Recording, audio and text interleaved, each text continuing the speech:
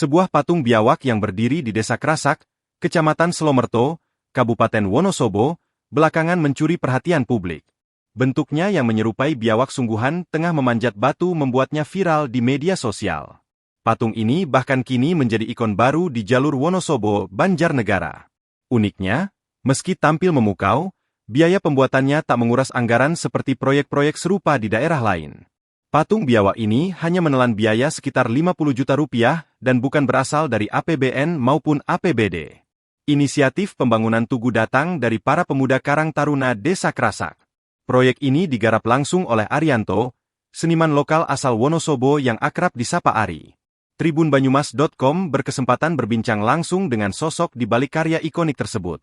Ari mengaku latar belakangnya adalah seniman lukis. Ia pernah menempuh pendidikan di Institut Seni Indonesia, ISI, Surakarta.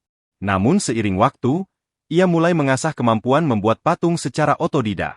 Hasilnya kini bisa dinikmati masyarakat luas.